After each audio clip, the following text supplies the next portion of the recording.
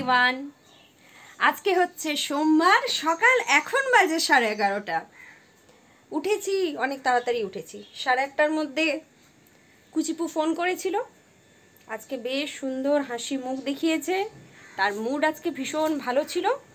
সব দেখে শুনেই আজকে ব্লগটা শুরু হয়েছে। আজ থেকে তো স্কুলে গরমের ছুটি পড়ে গেছে। এই যে বাইরের রোদের কন্ডিশন, সেটা আর বলতে হবে না, সব জায়গাতে একই ব্যাপার। এখন না খুব আফসোস হচ্ছে জানেন, ইঞ্জিনিয়ারিং পড়াটা এটা আমার একটা ড্রিম ছিল, যে ড্রিমটা আমি ফুলফিল করেছিলাম। আফটার দ্যাট হয়তো টিচিং প্রফেশনই আমার শিফট করা উচিত ছিল, কারণ স্কুলে যে এত ছুটি থাকে, মানে আজকে আফসোস হচ্ছে। প্রাইভেট সেক্টরে তো, আর প্রাইভেট সেক্টর কেন, অন্যান্য গভর্নমেন্ট সেক্টরেও এত ছুটি থাকে না।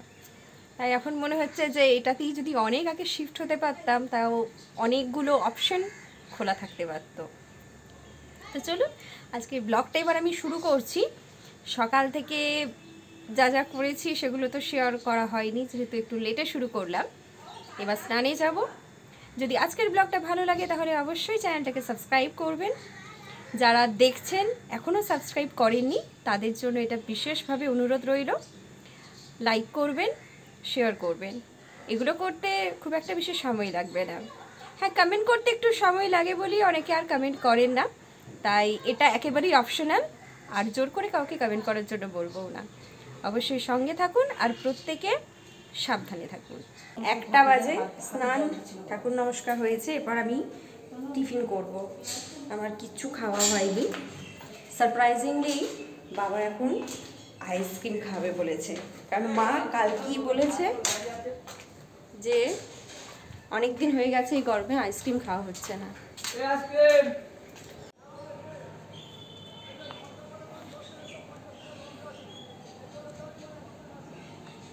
মা, তোমার মনে আছে আমি সকাল থেকে শুধু চা বিস্কিট খেয়েছি? তোমার তো আমাকে আমন্ড দেওয়া উচিত ছিল। তুমি আমাকে আমন্ডটা দাওনি, আর আমাকে আমার খাবার কই? 1:05 বাজে, আমি সকাল থেকে অত কসরত করেছি।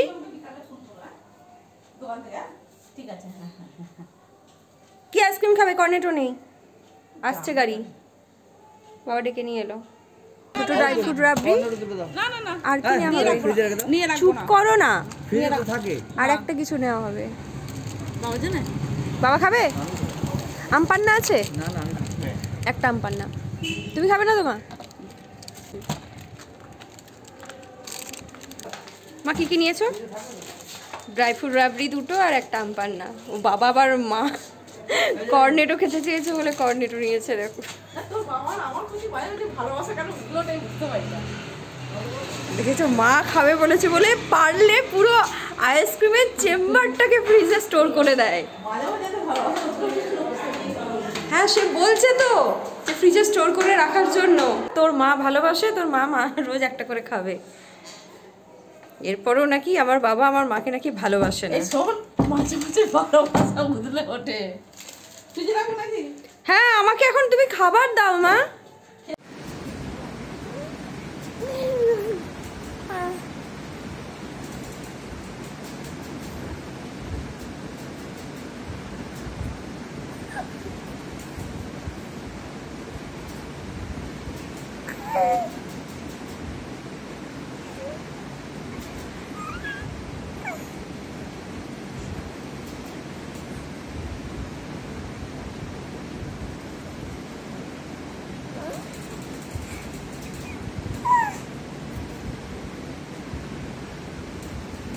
আজকে আমার মা একটা অবজেকশন আমি মাকে অনেকবার করেছি। স্নান করে আমি যে সময়টা ঠাকুরের কাছে বসবো সে সময়টা যেন বাড়িতে একদম মানে সাইলেন্স থাকে। আমার মা ওই সময় গল্প করবে। জেনারেলি আমার ফোন এলে আমি সবসময় নিচে নেমে যাই, কারণ আমি জানি আমি তাদের সাথে বেশি কথা বলতে কমফর্ট ফিল করি, যাদের কাছে আমি অবশ্যই মনের মিল থাকে, তাদের কাছে আমি একমাত্র এক্সট্রোভার্ট। তো সেখানে দাঁড়িয়ে মা ফোনে গল্প করে যাচ্ছে, ঠিক আমার পেছনটাই দাঁড়িয়ে দাঁড়িয়ে। এটা একটা অনুচিত কাজ করেছো মা তুমি, তোমাকে আমি বারবার সাবধান করেছি। ওই সময় টিভিটাকে গাক গাক করে চালায়, আজকে যাহা করে টিভিটা বন্ধ ছিল, এবার নেক্সট ডে মাকে দেখাবো মজা। মা যখন পুজো করবে তখন তখন গিয়ে একদম একদম ওই এখন ফাইটারের গান চালিয়ে দেবো। 1:15 সমস্ত খাবার আজকে স্কিপ গেছে। সব পড়ে গেল। দোষটা মায়ের, দোষটা মায়ের। মা কাল থেকে আমন্ড দেওয়া শুরু করেছিল, আজকে আর আমন্ড দিতে ভুলে গেছে। আমার এগুলো মনে রাখা সম্ভব মা? আজকে দুপুরে ওই যে আগের দিন পঞ্চান মন্দিরে পুজো দেখালাম, ওখানকার আজকে ভোগ আসবে, তো বিকেলের দিকে ভোগ টোগ খাওয়া হবে। সেই কারণে এখন আমি লাঞ্চ করে নিচ্ছি। মাছ, এটা আছে মায়ের হাতের সেই স্পেশাল সব সবজি দেওয়া ছ্যাঁচড়া। আর কি আছে মা? আর ডাল আসছে এখন রাস্তায় তৈরি হচ্ছে। 3:10। এটা একটা রেডি হয়েছে হাতার জন্য, এটা সেলাই শেষ হয়েছে। আমার পুরো সুতোর রিলটাই শেষ হয়ে গেল, আর এটার এই জাস্ট এতটুকু হয়েছে। মার্কিং করে এতটুকু করতে পেরেছি। জানি না সুতোতে আবার হবে কিনা, এই সুতো আবার এই কালার পাবো কিনা তাও জানি না। এখন খুব আইসক্রিম খেতে ইচ্ছে করছে। হ্যাঁ, মা তখন মায়ের কর্নেটো খেয়ে নিয়েছে। আমি কোনটা খাবো? কোনটা খাবো মা? ড্রাই ফ্রুটটা খাবো, রাবড়ি কুলফিটা। ওটা দুদিন একসাথে খাবো। তাহলে আমি আম পান্না খাচ্ছি।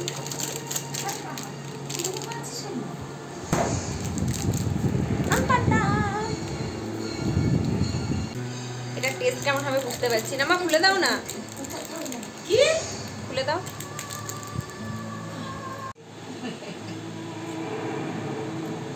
বাইরে এত গরম, সেকেন্ডের মধ্যে গলে যাচ্ছে। টেস্ট ভালো।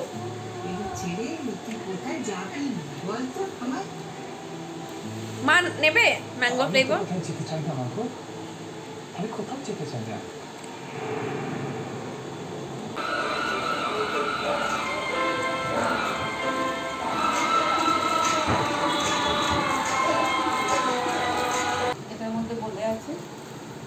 মা প্রথমে কেউ বোঁদেটা দেখায়, আগে স্টেপ বাই স্টেপ খাবার দেখাতে হয়। নিশ্চয়ই ধোকার ডাল না। আমার ঠাকুরের প্রসাদ শুধু খিচুড়িটাই বেশি ভালো লাগে।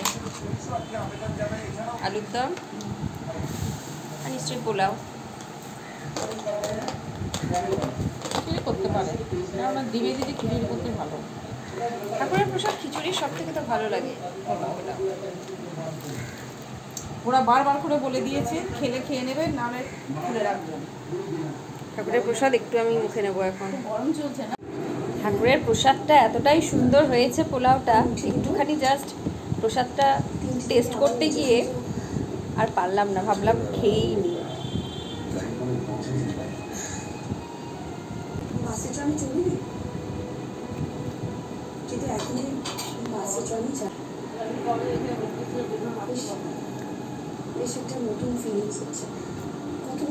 ধোকার ডালনাও যথেষ্ট সুন্দর, আলুর দমও খুব সুন্দর হয়েছে। আচ্ছা, বিভৎস গরম না? এগুলো হয়তো এই পোলাও হয়তো খারাপ হবে না, তরকারিগুলো খারাপ হয়ে যাওয়ার সম্ভাবনা ছিল। মা তুমি সেই বিকেল থেকে চেঞ্জ কেন করনি? আজকে কাজ কম আছে। তুমিও ল্যাদ খাও? বাবা, মাও এখন মডার্ন ভাষা শিখে গেছে, ল্যাদ খাওয়া। না না, সেটা ভালো লাগছে না আজকে। রাতের তো আজকে রান্না নেই তোমার? কেন? ভাত করা আছে, আর একটু মন্দিরে ভোগ খেতে যাওয়ার ইচ্ছা আছে। মন্দিরে ভোগ খেতে যাবে? দেখি যদি খুব ভিতরে চলে আসবো। এলে বাড়িতে খাওয়ার বন্দোবস্ত আছে? আজকে তো দুধ ভাত আছে।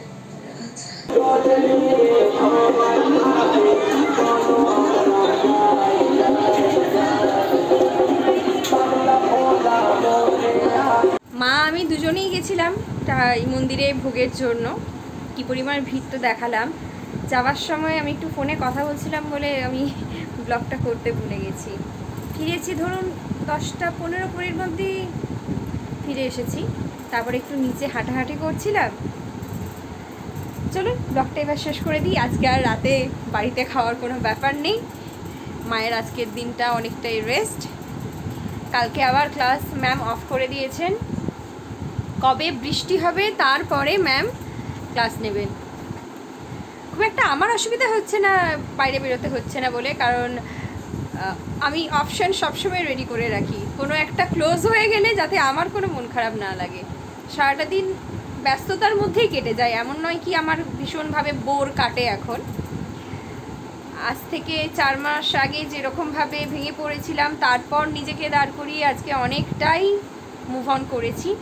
আজকে 22 তারিখ ছিল, পুরো 4 মাস কমপ্লিট হলো।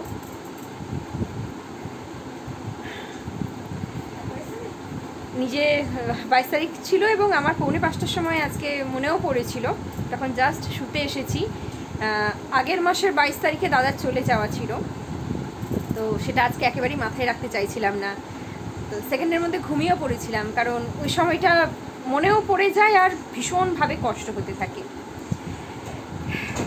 নিজেকে অনেকটাই এগিয়ে নিয়ে যাওয়ার জন্য বিভিন্নভাবে ওয়ে আউট বের করেছি। আগামীতে দেখা যাক আমার জীবন আমাকে কোন দিকে নিয়ে যায়। সবটাই আমি সময়ের ওপর ছেড়ে দিয়েছি, সময়ই একমাত্র সঠিক রাস্তা এবং সিদ্ধান্ত নিতে সাহায্য করে। তো চলুন আজকে ব্লগটা এবার শেষ করে দিলাম। সবাই সুস্থ থাকবেন, ভালো থাকবেন, দেখা হবে নেক্সট আরেকটা ব্লগে। Good night.